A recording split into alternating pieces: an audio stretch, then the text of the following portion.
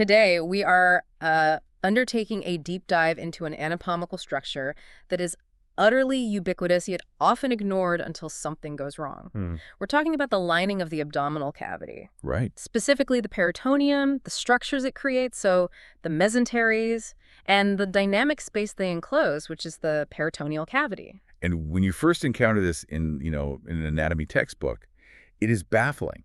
It's this three-dimensional roadmap of confusing folds and ligaments that just seems impossible to visualize. It absolutely does. The source material for this dive is incredibly dense, but our mission today is to navigate that complexity. Exactly. We're not just here to list names and parts. The goal is to really understand the functional landscape of the abdomen, to grasp how organs are suspended, how fluid moves and circulates, and, why mapping these exact anatomical relationships is foundational knowledge. Foundational for medicine, for surgery. Absolutely. Especially when you're diagnosing acute trauma or trying to track the spread of metastatic disease. It's everything. I think the biggest aha moment for anyone learning this is realizing the sheer scale and the dynamic nature of this membrane. Yeah. It's not just some passive sac holding your intestines in place. It's a vast, active, biological organ. A huge organ. I mean, to set the stage, let's start with that fundamental definition. Yeah.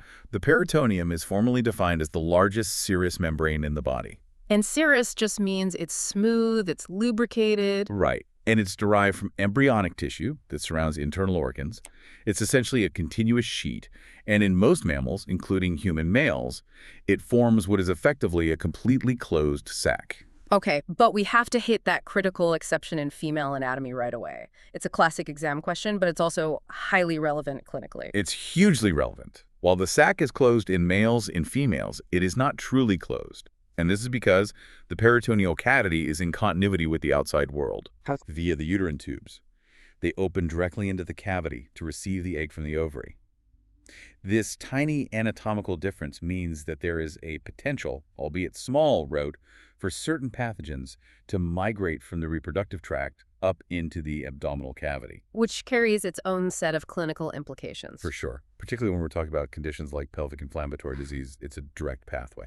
All right, so let's get into the landscape itself. Section 1, structure, function, and flow. We can start by really defining the layers of the peritoneum. So we break it down into two primary layers, the parietal and the visceral, and then that microscopic space between them, the peritoneal cavity. And how exactly do we delineate these two large sheets? What's the dividing line? It's defined purely by location.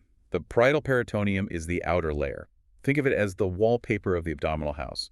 It adheres to and lines the internal surface of the muscular abdominal wall. And the viscera. The visceral peritoneum, conversely, is the inner layer. It invests the viscera, which means it wraps directly around the organs themselves, the stomach, the intestines, the liver. It's the shrink wrap on the contents of the house. And the function of both of these sheets is really tied to their surface quality, isn't it? The sources just keep emphasizing they're smooth, shiny, and incredibly slippery. That slipperiness is the key functional design. They're lined with a very thin film of fluid, which allows them to glide effortlessly against one another. So no friction. Exactly. This frictionless environment is absolutely essential for the huge amount of movement that occurs inside the abdomen. Like during digestion? During digestion, during breathing, as the diaphragm moves up and down, and just during normal body movements. Without that lubrication, every single movement would cause friction, inflammation, and eventually a lot of pain. Okay, so here's where we move from that general concept to the microscopic detail, which is where the real function resides. What is this sheet actually constructed of?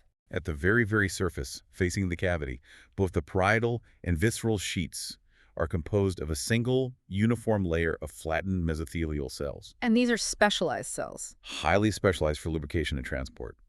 But the real powerhouse is what's underneath that single cell layer. That's the submesothelial connective tissue.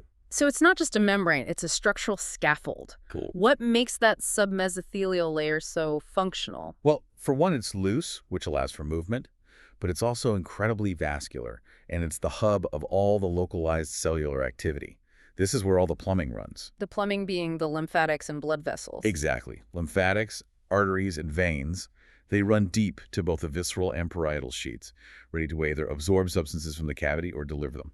And what specific cellular actors are embedded in this tissue? I mean, what makes it so immunologically active? We find several crucial cell types, which really speaks to its role in maintenance and defense. You've got fibroblasts to maintain the structure. Def. Right. But then you have key immune cells like macrophages and mast cells Yeah. just embedded in there, waiting to respond to any irritant or invader that might breach the surface. And the sources made a detailed point about the adipocytes, the fat cells. Yes, and their placement is really interesting. These adipocytes are notably concentrated beneath the parietal layer.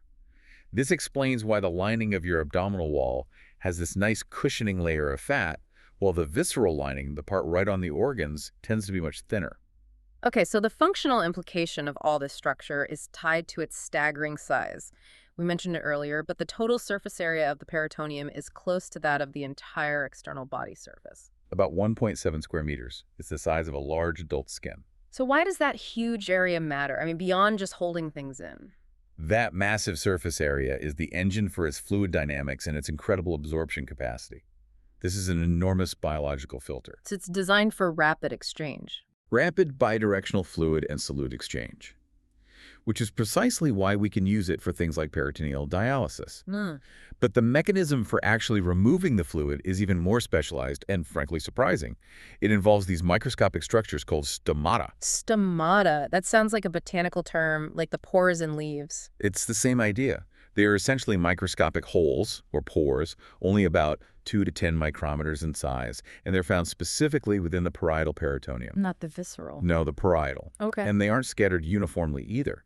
The sources are very specific that they are most numerous in areas of high absorption demand. Which would be? Primarily on the inferior surface of the diaphragm, near the hilum of the spleen, and also around the reproductive organs. So that distribution isn't random at all. It's designed to direct the flow. Yeah. How do these tiny pores facilitate such a massive absorption job? They connect directly to the submesothelial lymphatics. They form a direct conduit. A direct pipeline out. A pipeline. These stomata are the primary, most efficient rate for peritoneal fluid absorption. Fluid doesn't just seep across the entire membrane. It is actively sucked up into the lymphatic system, especially when muscle movement, like breathing, helps squeeze the fluid up toward the diaphragm. So breathing is literally pumping the fluid out. Exactly. This mechanism is critical for maintaining that minimal fluid volume and ensuring the cavity remains clean and sterile. Okay, let's shift our focus to the fluid itself, that lubricant we mentioned. If the peritoneum has a surface area of 1.7 square meters, how much fluid is normally coating it? It must be a lot. Remarkably little. You'd think so. But normally there's only a thin lubricating film. It usually measures 50 milliliters or less. So just a few tablespoons worth. Exactly. It needs to be minimal so it doesn't impede organ movement, but just enough to eliminate that friction. And its composition, I imagine, gives us clues about the health of the cavity. What does this fluid look like chemically? It's typically clear, watery, and has a pale yellow tinge. In terms of chemical markers, it very closely resembles interstitial fluid. The source material details two key metrics that are really important. Right. Its specific gravity is low below 1.016-, and its protein concentration is also very low, less than 30 grams per liter. And why are those specific numbers important to note for a clinician? Because if we sample that fluid, say, with a needle, those metrics become an immediate diagnostic tool. If the fluid's protein content suddenly jumps above that low threshold, or if its specific gravity rises, it's a huge red flag. What does it tell you? It tells us that the fluid is highly inflammatory, an exudate, not a transudate, a sign of infection, a tumor, or some other severe systemic pathology. The low protein, low specific gravity nature of the normal fluid is what makes it such an efficient, clean lubricant. And it also contains the basics, electrolytes, solutes. Yes, all the building blocks necessary for fluid exchange, along with those crucial derived cellular elements we mentioned, like macrophages and lymphocytes. So the body's defenders are already in the fluid, constantly patrolling the cavity. They're on patrol. So how is this fluid kept moving? Does gravity just dominate, or is there an active mechanism at play? The flow is definitely not random, and it's surprisingly fast. The sources indicate that the fluid circulates constantly at a rate that can reach up to 125 milliliters per hour. Wow. Yeah. And this rapid circulation is primarily driven by the mechanics of the abdomen itself. The key driving force is the difference in intra-abdominal pressure. So pressure is higher in certain areas? It's higher in the lower abdomen and pelvis, particularly during the act of expiration when your diaphragm is rising. So breathing essentially pumps the fluid. It's exactly that. The movement of the diaphragm acts like a plunger or a bellows system. This pressure gradient dictates the direction of flow. It is predominantly upward. It flows from the pelvis and the lower gut region, directed toward the highest absorption sites. Toward those stomata on the diaphragm. Precisely. The whole thing is a continuous loop, like a miniature biological water cycle. That's a great analogy. So fluid is constantly passing into the peritoneal cavity from subperitoneal sources. It's always being created, and it's constantly being removed. Almost entirely via that lymphatic suction mechanism driven by the diaphragm. This continuous circulation prevents stasis and is a major part of the cavity's defense mechanism. Let's elaborate on that defensive aspect. Beyond just moving things along, what specific defensive properties does the fluid actively hold? Well, it has crucial immunological properties. Besides those resident macrophages and lymphocytes, the fluid contains circulating antibodies, specifically IgA and IgG. So it's got its own local immune defense. A very active layer of it. If bacteria or other foreign particles get into the cavity, say, from a tiny microscopic tear in the intestine, the fluid, its continuous movement, and its cellular components work immediately to neutralize and clear that threat. Okay, now we can connect this predictable, constant circulation directly to pathology. Because the flow is directed, malignant cells or infectious particles, they don't spread randomly, do they? They follow a path. This is one of the most critical clinical insights derived from understanding peritoneal anatomy. This is the concept of peritoneal seeding. So cancer cells just get swept up in the current? Exactly. Malignant cells, often shed from advanced gastric, pancreatic, or ovarian carcinomas, float freely in that peritoneal fluid. They are then carried along the predictable current, the highway we just described. And where do they end up? They end up settling in the sinks, or the high-traffic areas. This explains why these carcinomas so frequently metastasize to the highest absorption zone, the inferior surface of the diaphragm, and also to the most gravity-dependent regions, most notably the pelvis. So it's not necessarily a direct invasion of the tissue next to the tumor? Not always, no. It's metastasis via a current. And knowing this helps surgeons and oncologists predict the most common sites for secondary tumors. It's a roadmap for where to look. This fluid, which is meant to lubricate and defend, becomes a carrier for disease. But this predictable access also gives clinicians powerful diagnostic and therapeutic tools. It's a double-edged sword. Tell us about the clinical utility of accessing and monitoring this fluid. Well, accessing the fluid is crucial in rapid diagnosis, particularly in trauma. We use a procedure called paracentesis, where we insert a catheter into the cavity, usually in the lower abdomen, to sample the fluid. And what can that sample tell you immediately? It can immediately tell us if there's free blood from a ruptured organ like the liver or spleen, or if there's pus, indicating a perforation and a serious infection. And we also use the fluid volume itself to monitor pressure, which is vital in managing critical trauma patients, right? Absolutely. The sources really stress the importance of monitoring intra-abdominal pressure.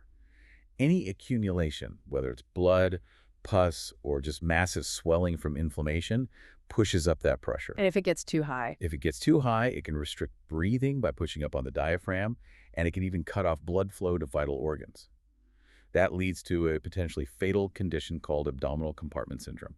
So monitoring pressure and fluid type are immediate indicators of injury severity. Finally, the therapeutic application delivering drugs directly into this massive vascular space. Because of the peritoneum's huge surface area and its incredibly dense vascular network, we can use it for localized therapy.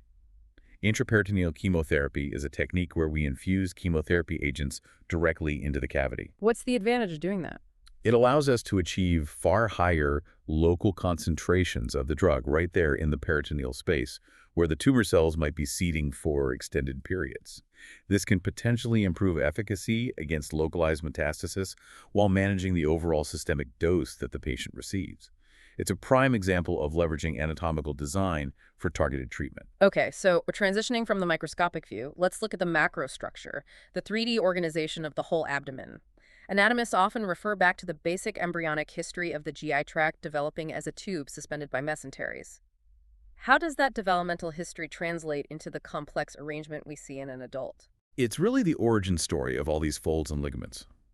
The primitive gut tube initially hangs in the abdominal cavity, and it's suspended by an upper and a lower sheet of tissue, the ventral mesentery in the front and the dorsal mesentery in the back. A very simple arrangement. Very simple. But then As the digestive system grows, twists, and rotates, and the stomach rotation is particularly dramatic, these mesenteries are dragged, folded, and in many places they fuse with the posterior abdominal wall. So the complexity of the adult abdomen, all the ligaments, all the ommenta, they're just the remnants of that embryonic twisting and fusion process. Exactly. The peritoneum is continuous with the abdominal fasciae, and it reflects onto the organs. The resulting structures are the major categories we have to define: mesenteries, ommenta, and ligaments. And structurally, they are all the same thing, right? Structurally, they're all defined as double folds of peritoneum. And these structures have a dual function, which is absolutely critical. Their function is twofold, yes. First, they mechanically suspend the organs. They hold them in their correct positional relationship to one another and to the body wall. And second, And critically, they act as crucial conduits. They convey all the neurovascular bundles, the arteries, the veins, the lymphatics, and the nerves that supply and drain the viscera. so you can't just cut through them. You absolutely cannot. If you cut the mesentery without knowing precisely what's inside it, you risk catastrophically bleeding an organ out or starving it of its blood flow. Okay, so let's discuss how organs are actually held. The degree of peritoneal covering determines whether an organ is considered mobile or fixed. Correct. That's right. The term peritoneal attachments refers to the connective tissue layers that link the visceral layers of the peritoneum back to the posterior or anterior abdominal wall. And this degree of attachment is highly variable, which leads to the terms we use to classify organs. So give us that key distinction between organ types based on their peritoneal coverage. We distinguish between organs that are only loosely attached to the posterior abdominal wall, things like the kidney. These are called retroperitoneal, meaning behind the peritoneum. So they're not fully wrapped. Not at all. And then you have organs that are almost completely covered by visceral peritoneum and suspended by long, mobile, true mesentery. The best examples are the jejunum or the ileum of the small intestine. The less coverage, the less mobile the organ. And where is the main anchor point for this entire system? Where does it all attach? The posterior abdominal wall is the most significant site of reflection. This is the anatomical hub. The peritoneum covers that posterior wall lining, the major blood vessels like the aorta and the IVC, and then it sweeps forward, reflecting onto the viscera and forming all the critical mesenteries that anchor the entire digestive system. And that plane of attachment is vital in surgery. It's everything in surgery. Often, to access structures like the kidney or the pancreas, surgeons must detach or mobilize the peritoneum and the underlying fascia from this posterior wall. It's a fundamental surgical plane. Okay, let's discuss the most famous and I think most functional peritoneal structure, the greater omentum. It's so active, it even earned the nickname the abdominal policeman. That's a great name for it. What does this remarkable fold actually look like? The greater omentum is massive. It is the largest peritoneal fold in the body. It hangs inferiorly from the greater curvature of the stomach, and it extends downward, usually draped across the small intestines like a huge fatty four-layered apron. You mentioned 4 layers. That sounds unnecessarily complex for what looks like a single sheet. How did it achieve that structure? Developmentally, it originates from the highly exaggerated growth of the dorsal mesogastrium, which was the sheet that originally suspended the stomach. As the stomach rotated, this sheet lengthened dramatically and then folded back on itself, creating those 4 layers. And in the adult? In the adult, these layers typically fuse together, particularly where the omentum meets the transverse colon and its mesocolon. This solidifies it into a single, thick, cohesive, and very movable structure. And what powers this mobility and enables its protective function? Its blood supply is incredibly robust. It's derived from the left and right gastro-omental arteries, which are terminal branches of the splenic and common hepatic arteries, respectively. This rich vascularity is the engine for its mobility and its amazing healing capacity. Okay, let's elaborate on that policeman role. How does this passive-looking apron actively patrol and intervene in the abdomen? It is intensely responsive to the chemical signals of inflammation. It's highly mobile, which allows it to migrate rapidly across the peritoneal cavity. So it moves towards trouble. It literally moves towards trouble. If, for instance, a surgeon opens an abdomen and finds a perforated ulcer or a badly inflamed appendix, they will often find the omentum has already migrated to that spot. It's attempting to sequester the infected area. How does it do that? It wraps around the site, adhering to the defect and effectively plugging the leak. This limits the spread of infection, a process clinicians sometimes call omentalization. So it's not just a physical plug, it's an active immune patch. This must relate to the unique cellular makeup we find within it. It absolutely does. The source material highlights these specialized structures within the omentum called milky spots. Milky spots. Yeah, these are crucial lymphoid follicles. Mm. They're dense clusters of immune cells, predominantly macrophages and lymphocytes, and these cells are pivotal for the defensive process. So when the omentum arrives at an inflamed site, These cells are released to fight the infection, absorb debris, and promote fibrin deposition, which helps wall off the area and prevent a generalized peritonitis. it's a localized tactical immune system ready to deploy. Given this incredible functional significance, how is the greater omentum utilized by surgeons in the operating room? Oh, it's indispensable. Because it's so highly vascular, packed with immune cells, and it encourages new capillary formation, it's frequently used as a biological patch kit. In what way? Surgeons use it to support suture lines, reinforcing repairs after they've resected a piece of intestine. It can be used to fill defects or reinforce repairs of other structures like the bladder or the esophagus. It acts as a highly resilient, living flap in reconstructive surgery, particularly in areas where the blood supply is compromised. Its ability to adhere quickly and establish a robust local defense system is just unmatched. Okay, we've covered the massive greater omentum, the patrolling guard. Now let's turn to its neighbor, the lesser omentum, which is smaller, thinner, and fundamentally different in its purpose. It's more like a protective screen, isn't it? It is. The lesser omentum is a much more delicate structure, formed by just 2 layers of peritoneum. It forms a connecting bridge. A bridge between what? It connects the lesser curvature of the stomach and the first part of the duodenum, linking them superiorly to the undersurface of the liver. Specifically, it attaches along the porta hepatis and the fissure for the ligamentum venosum. And anatomically, this structure defines a major internal boundary. It forms the front wall of that hidden cavity we call the lesser sac. That's right. It forms the crucial anterior boundary of the omental bursa, or the lesser sac. But the most critical part of the lesser omentum is its right free margin, the edge that has no attachment. And why is that free edge so important? Because that free edge forms the precise anterior boundary of the only gateway into the lesser sac, the omental foramen, or foramen of Winslow, which we'll detail later.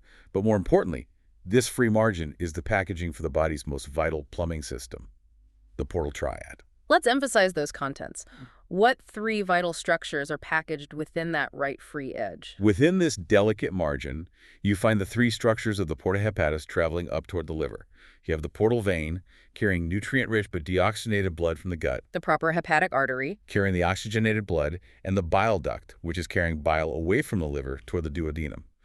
Protecting, identifying, and understanding the location of these 3 structures is absolutely essential during any upper abdominal surgery. Okay, let's move to the liver itself. It dominates the upper right abdomen. How does the peritoneum interact with this massive, multi-lobed organ? The liver is largely covered in visceral peritoneum. It's almost entirely encased, but there is one highly significant exception: the bare area. The bare area. Yes. This is a large triangular region on the posterior superior surface of the right lobe that is completely devoid of peritoneal covering. Instead, it adheres directly to the posterior abdominal wall via dense fibrous connective tissue. This places it in direct contact with the respiratory diaphragm. And what defines the borders of that bare area? The bare area is defined by the reflections of the peritoneum that form the coronary ligament. This ligament is essentially the parietal peritoneum of the diaphragm sweeping onto the visceral peritoneum of the liver. It has a distinct anterior layer and a posterior layer, and they diverge widely to enclose that non-peritonealized bare area. And what happens when those 2 layers converge at the edges? At the far ends, the anterior and posterior layers of the coronary ligament meet, or come together, to form the triangular ligaments. We have a short, sharp right triangular ligament, and then a longer, often more stabilizing, left triangular ligament. And that left one is continuous with the next major structure we have to discuss. Exactly. It's continuous inferiorly with the falciform ligament. Let's discuss that. It's the most distinctive peritoneal fold in the upper abdomen, the falciform ligament. It looks like a sickle running straight up the midline. That's a great description. That sickle-shaped fold is an anteroposterior double fold of peritoneum. It extends from the umbilicus, runs superiorly along the anterior abdominal wall, and attaches to the anterior surface of the liver. And its function? It acts as a divider. It separates the right and left subphrenic spaces, which is crucial when we talk about where fluid collects. And what is the essential hidden history within the falciform ligament? What's inside it? It contains a crucial fibrous remnant that really speaks to our embryonic past. The round ligament of the liver. This is the obliterated or non-functional remnant of the embryonic umbilical vein. The vein that carried oxygenated blood from the placenta to the fetus? That's the one. And here is a crucial clinical warning the source highlights, linking this seemingly simple anchor to some very serious trauma. Yes. Tears in the falciform ligament, especially tears that involve the small periumbilical veins associated with the round ligament, can cause significant, potentially life-threatening bleeding. Furthermore, surgeons recognize that a rapid, unexplained accumulation of blood in that supramesocholic region is often a strong sign of a much deeper traumatic problem. Like what? Like a major laceration of the liver parenchyma itself, or even a severe pancreatic injury, just given the location of the portal triad nearby. It's a major red flag. Okay, moving to the upper left quadrant now, let's look at the spleen. Like the liver, it's mostly covered in peritoneum. What are its critical and highly vascular ligamentous attachments? The spleen has two primary attachments that anchor it firmly, but also dangerously, to the surrounding retroperitoneal structures. Okay. First, the lienorenal ligament connects the spleen to the anterior surface of the left kidney. Second, the gastrosplenic ligament connects the spleen to the greater curvature of the stomach. And both of these are critical conduits, meaning cutting them without care guarantees severe hemorrhage. Absolutely. The gastrosplenic ligament is a conduit for the short gastric vessels and the left gastroomental vessels, both of which supply the stomach and, indirectly, the omentum and spleen. And the lienorenal ligament? That one is perhaps even more critical because it carries the main splenic vessels, the large splenic artery and vein, as they travel toward the splenic hilum. The sources specifically mention a surgical note on why these attachments are so dangerous. They are notoriously fragile and vascular. Injury during surgery, particularly in procedures to mobilize the splenic flexure of the colon, which is a very common step in bowel surgery, is a significant cause of immediate severe bleeding. Just because of the proximity. The proximity, coupled with the spleen's very thin and fragile capsule, means that any accidental traction or trauma in this area carries a high risk of splenic hemorrhage, and that sometimes necessitates an immediate splenectomy. Now we enter the lower half of the abdomen, defined by the extensive mesenteries of the intestines. Let's start with the fold that physically divides the entire cavity, the transverse mesocolon. The transverse mesocolon is a major separator. It's the fold that suspends the transverse colon, and its reflection essentially creates the primary division of the abdominal cavity into two massive compartments. Which are? The supramesocholic compartment above the colon, containing the stomach, liver, and spleen, and the inframesocholic compartment below, which contains the majority of the small and large intestines. This structural separation is crucial for predicting where fluid and infection will travel. Below that line is the centerpiece of the lower abdomen, the mesentery of the small intestine, which gives the jejunum and ileum their incredible essential mobility. This is a truly spectacular structure. It's a large, fan-shaped, double fold of peritoneum that extends across 20-plus feet of jejunum and ileum. It runs from the duodenojejunal flexure, where the mobile small intestine starts, all the way down to the ileocecal junction. But while the intestinal border is incredibly long, its attachment to the posterior abdominal wall, the root of the mesentery, is surprisingly short and rigid. It is. This short anchor point is a classic landmark. The root of the mesentery is only about 15 centimeters long. That's it, for 20 feet of intestine. That's it. And it's attached diagonally across the posterior abdominal wall. It runs obliquely from the level of the second lumbar vertebra, L2, on the left side, just below the pancreas, down to the right sacroiliac joint in the pelvis. This short oblique line is perhaps the single most important anatomical landmark for surgeons navigating the mid-abdomen. And what are the vital contents bundled within this relatively short root? The root conveys the entire blood supply for the small intestine. The superior mesenteric artery, SMA, and superior mesenteric vein, SMV, along with all their numerous jejunal and ileal branches. Plus nerves and lymph nodes. Exactly. It also carries the associated autonomic nerves and an exceptionally large concentration of lymph nodes and lymph vessels, which are critical for absorbing dietary fats and monitoring gut health. The functional mobility conferred by this mesentery is just essential for peristalsis and absorption. The rest of the large intestine, however, is mostly fixed and retroperitoneal, isn't it? That's the pattern in the adult, yeah. The ascending and descending portions fuse. The right mesocolon of the ascending colon and the left mesocolon of the descending colon become continuous with the parietal peritoneum and the underlying fascia. So they get plastered to the back wall. Essentially, yes. They fuse the ascending and descending colons firmly to the posterior wall, making them retroperitoneal structures with very limited movement. But mobility returns at the terminal sections of the large bowel. It does. The sigmoid mesocolon is a return to full suspension. It's a distinct V-shaped attachment that suspends the sigmoid colon, giving it considerable freedom of movement. The apex of this V typically sits near the bifurcation of the common iliac vessels. And that long mesentery, while functional, carries a high clinical risk. It does. Its length makes the sigmoid colon prone to twisting upon itself, a condition known as volvulus, which is a surgical emergency requiring immediate intervention to prevent the bowel from dying. And finally, the tiny fold associated with the appendix. That is the mesoappendix. It's a small triangular fold that suspends the appendix from the terminal part of the ileum. But it's vital. It's vital because it contains the appendicular artery, which is the sole blood supply to the appendix. The source notes that the appendix is highly variable position. Sometimes it's hanging freely, sometimes it's tucked behind the cecum or retrocecal, sometimes it's hanging deep into the pelvis, is exactly why the initial pain of appendicitis can vary so widely among patients. We have to follow the peritoneum to the absolute bottom of the cavity, the pelvis, because as we established, this is a major gravity-dependent area for fluid collection or peritoneal seeding. It's the lowest point. Let's start with the male pelvis. In the male, the peritoneum follows a relatively simple course.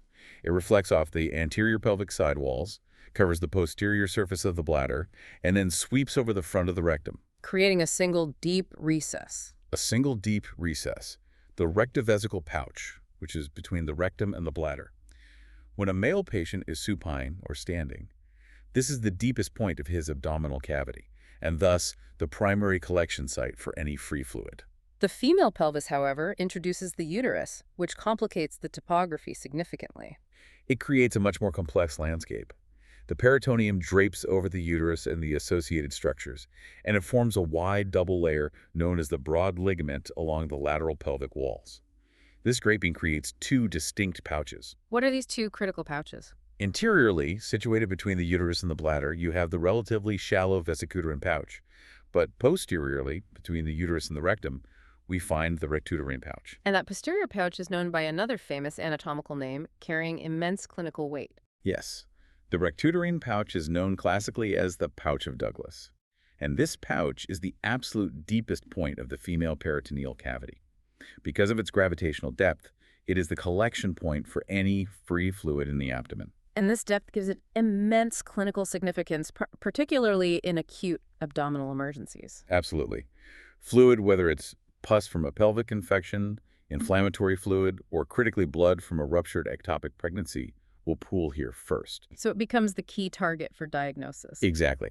Clinicians can perform a coldocentesis, accessing the fluid via a needle inserted through the posterior fornix of the vagina, to rapidly diagnose hemorrhage or infection in the abdomen without having to perform major surgery. It's a prime example of leveraging anatomical knowledge for immediate life-saving diagnosis. Okay, we've established the map. Now let's apply it to the hidden spaces and gutters. The peritoneum folds and adheres in such a way that the cavity isn't one big open space. Let's clearly define this compartmentalization. It's so crucial to think of the cavity as highly organized. It is primarily divided into two huge regions by the transverse mesocolon, the supramesocolon compartment above and the inframesocolon compartment below.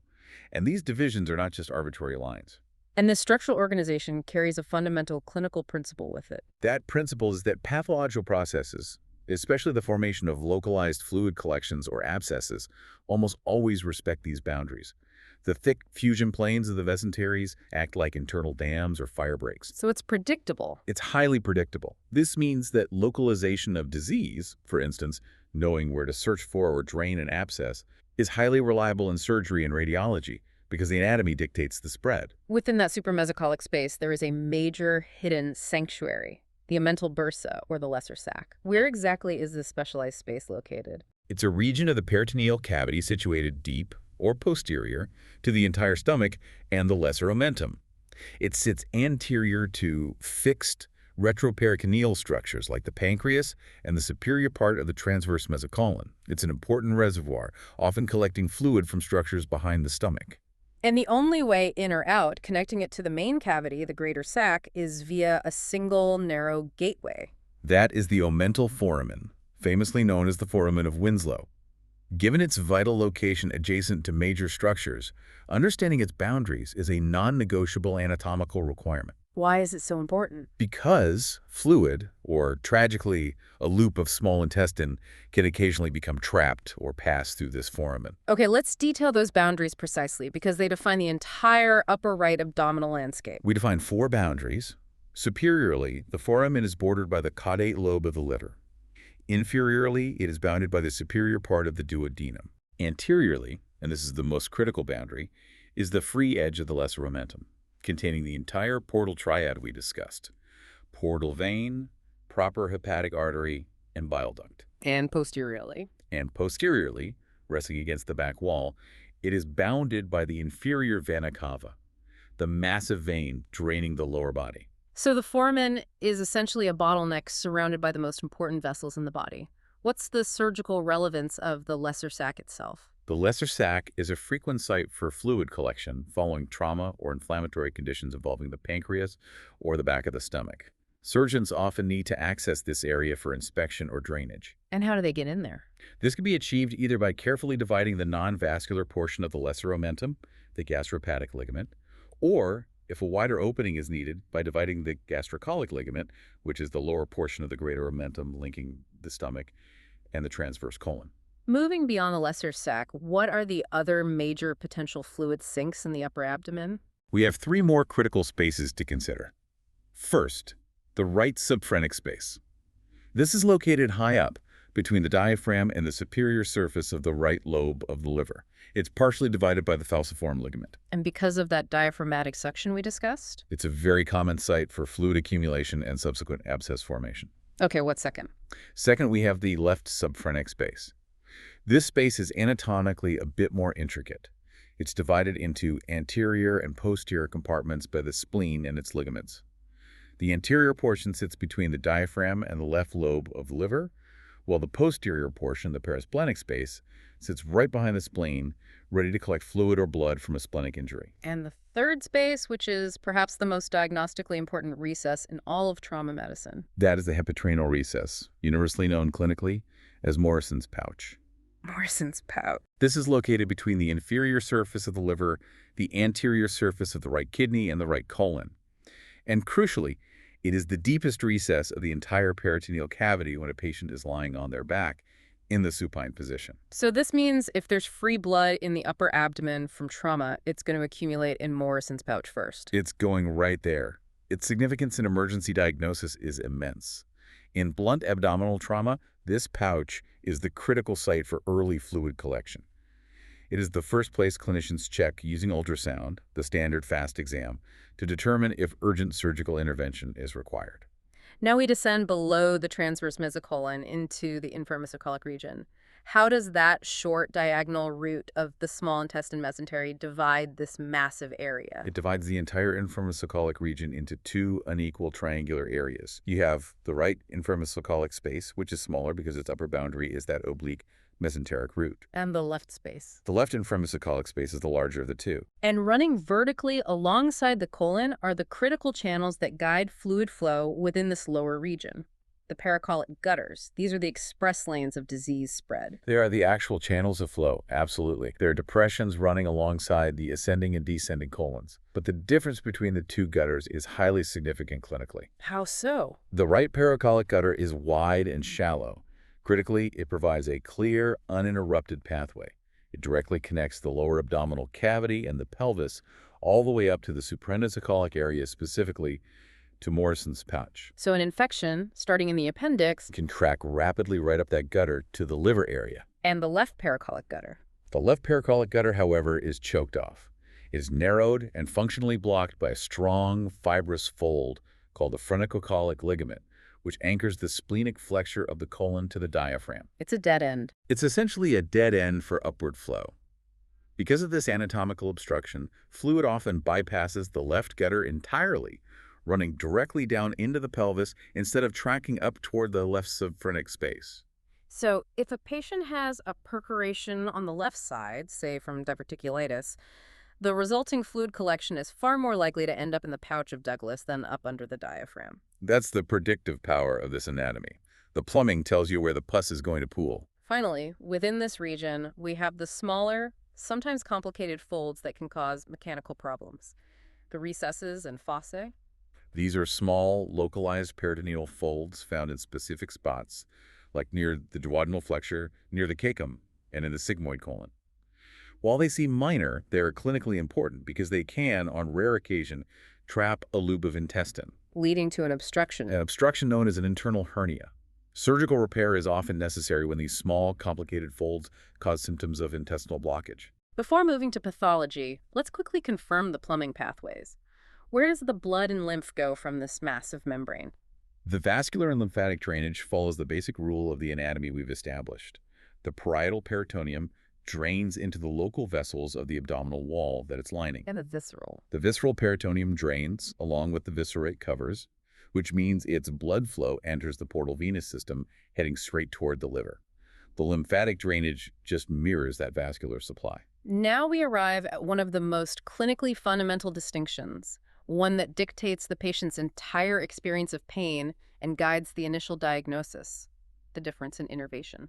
This cannot be overstated. The two layers of the peritoneum feel pain in entirely different ways, and that difference is the key to localizing pathology. Let's start with the parietal peritoneum, the lining of the abdominal wall. What nerves supply it, and how does that pain feel? It is supplied by somatic nerves, specifically the intercostal, lumbar, and phrenic nerves. Somatic nerves, like your skin. Exactly. Because they're somatic nerves, the parietal peritoneum is highly sensitive. It can feel pain, temperature, touch, and pressure.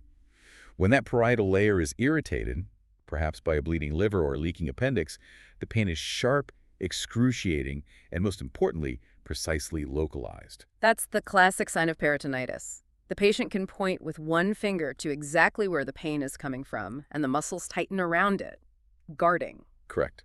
Now, contrast that with the visceral peritoneum, which is what's wrapping the organs themselves. It is supplied entirely by the autonomic nervous system via the mesenteric plexuses. And these nerves are different. Structurally and functionally different. They are not sensitive to cutting, burning, or touch. They are sensitive only to two things: extreme stretching or distension and intense chemical irritation. So the pain originating from the visceral layer is entirely different. Completely. It is diffuse, dull, poorly localized, and often referred to central or distant areas. When a patient comes in reporting a vague, generalized abdominal discomfort or a deep, nagging ache around their belly button, it's usually the visceral layer being stretched, perhaps by an over-distended loop of bowel.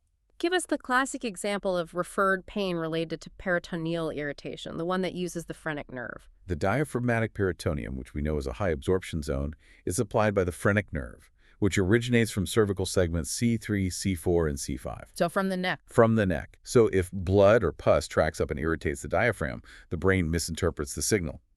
Instead of feeling pain in the upper abdomen, the patient feels pain referred to the shoulder tip because the sensory nerves for the shoulder also originate from C3, C4, and C5. In understanding this difference, localized sharp somatic pain versus diffuse dull visceral pain is often the first critical step in diagnosing the location and the progression of abdominal pathology. It's step one. It tells you if the problem is still contained within the organ or if it is broken out and is now irritating the wall. We've established the map. Now let's apply it to acute situations, starting with trauma. A high-speed car crash leads to an internal rupture. What are the immediate consequences within the peritoneal cavity? The consequences are immediate and severe, and they're dictated by that anatomical organization. When organs like the spleen, liver, or intestine rupture, blood and often intestinal contents rapidly spill into the cavity. Which is incredibly irritating. Highly irritating. This fluid, especially the enzymes from the gut or just simple blood, is chemically irritating and immediately stimulates those highly sensitive somatic nerves of the parietal peritoneum, leading to that acute, severe, localized pain. The speed of diagnosis is absolutely key. And how do clinicians monitor the severity of this internal hemorrhage using the structures we've just discussed? They leverage the knowledge of those fluid sinks. They rapidly check Morrison's pouch and the pelvic recesses with the FAST exam. Beyond just sampling fluid via paracentesis, they monitor intra-abdominal pressure, or IAP. Which we mentioned earlier. Right. The increase in pressure due to hemorrhage or edema is critical. If IAP rises high enough, it creates that medical emergency called abdominal compartment syndrome, where the pressure starves the organs of blood flow. This requires immediate, often life-saving decompression. Okay, so outside of trauma, the peritoneum is often involved in chronic conditions, leading to abnormal fluid collections known as ascites. What causes this, and how does the fluid's appearance guide the diagnosis? Ascites is an abnormal accumulation of fluid, most commonly resulting from liver failure and portal hypertension. As the fluid accumulates, it pools predictably, following gravity and filling those anatomical depressions we know: the pelvis, the paracolic gutters, and the subphrenic spaces. And the analysis of the fluid type is highly diagnostic. Highly, we look for three main types. Blood obviously suggests trauma. Pus, or fluid that's high in inflammatory cells, strongly suggests a severe infection, like a perforated appendicitis or diverticulitis. And the third type? Straw-colored fluid. This is typically translucent and low in protein, a transudate, and it usually suggests more systemic causes like cirrhosis or benign heart failure. And what is the consequence when the body attempts to contain a localized infection that those diaphragmatic lymphatics can't quickly clear? The body attempts to wall it off. Fibrin deposits, the sticky proteins of clotting, are laid down. The greater omentum, our abdominal policeman, migrates to the site.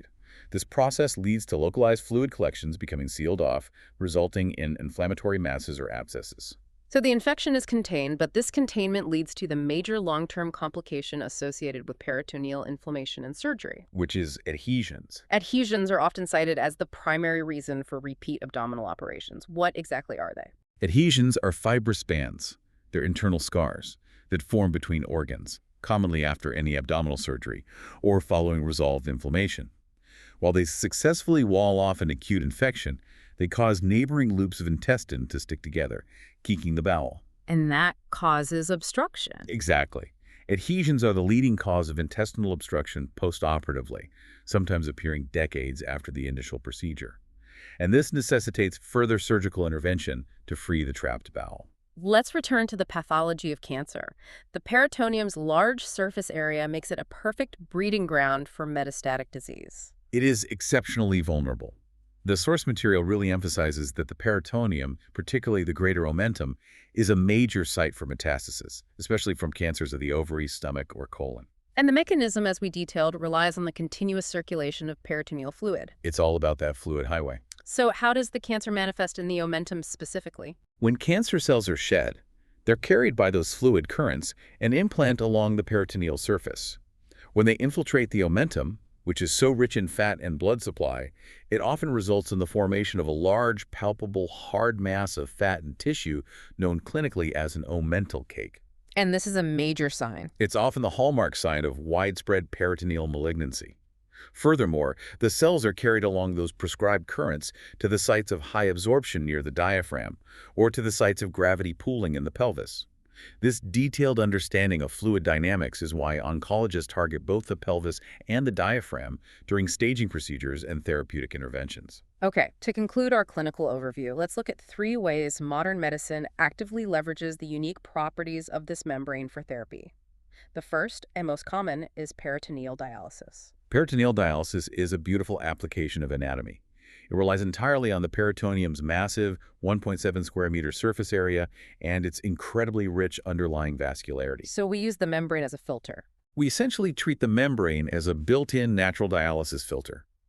Dialysate fluid is introduced into the cavity, and that large area allows for the efficient exchange of electrolytes, fluids, and metabolic waste products like urea and creatinine between the blood vessels and the subperitoneal layer and the dialysate fluid in the cavity. A life-sustaining use of anatomy. Absolutely. It offers a method of purifying the blood without constantly relying on external filtration machines. The second application involves leveraging its sheer absorptive power for a neurosurgical procedure, ventriculoperitoneal (VP) shunts. This is a remarkable connection between two distant systems. VP shunts are used to manage hydrocephalus, which is excess cerebrospinal fluid, or CSF, accumulating in the brain. So how does it work? A catheter system diverts the excess CSF from the brain's ventricles, tunnels it down the body, and drains it directly into the peritoneal cavity. We rely entirely on the peritoneum's high absorptive capacity to take up that excess CSF efficiently, thus regulating and relieving dangerous pressure within the brain. And finally, the targeted delivery system we touched on earlier, intraperitoneal chemotherapy. This is a highly specialized application used primarily to treat peritoneal metastases, often originating from colon or ovarian cancer, By delivering powerful chemotherapy drugs like doxorubicin or cisplatin directly into the peritoneal cavity, we achieve two major therapeutic goals. Which are? First, we maintain a very high local concentration of the drug in the cavity for a sustained period, maximizing the effect against the tumor cells that are seeding there. And second, because the systemic absorption is managed, we can potentially achieve better outcomes with reduced overall systemic toxicity compared to delivering the full dose intravenously. So it's a more targeted and potentially safer approach. In the right context, yes. It's an extremely important tool in regional oncology. So as we synthesize these major concepts, I think the overall lesson should be pretty clear. The peritoneum is anything but passive. It is a vital, dynamic biological entity that is essential for defense, fluid regulation, and anatomical structure. We've navigated the importance of every fold and structure, from the falciform ligament anchoring the liver to the V-shaped mesentery root that is the gateway to the small intestine's blood supply, and those critical fluid sinks like Morrison's pouch and the pouch of Douglas. And crucially, we've connected those structures to the language of pain. You now understand that when a patient reports that vague, dull, central pain, they are signaling irritation to the autonomic visceral layer. Right. But when they can point to one spot with sharp, intense pain, the disease has reached the highly sensitive toroidal layer, and that demands immediate attention. It's a game changer for diagnosis. So what does this all mean for you? Next time you read or hear about a case of acute abdominal trauma, a complicated surgery, or a cancer diagnosis, you now have the complex 3D map that surgeons and clinicians must navigate. You understand how the fluid currents dictate the spread of disease, why localized pain is a sign of peritonitis, and how the difference between the wide right pericolic gutter and the blocked left gutter fundamentally changes the path of infection. We established that the peritoneal surface area is massive, similar to the entire skin surface, and incredibly vascular, and we leverage this for dialysis and CSF shunts. So, for final thought, given its enormous capacity for filtration, absorption, and that localized immune response via those milky spots, what potential future therapeutic uses could be found for this membrane beyond the established roles of drug delivery and fluid management? That's a great question. I mean, could we utilize its cellular content for highly localized, targeted immune therapy, or even leverage its unique structure as a scaffold for regenerative medicine to repair internal organ defects? It is truly one of the most promising frontiers in anatomical and surgical research. Yeah. A fascinating area to explore indeed. That's it for this deep dive.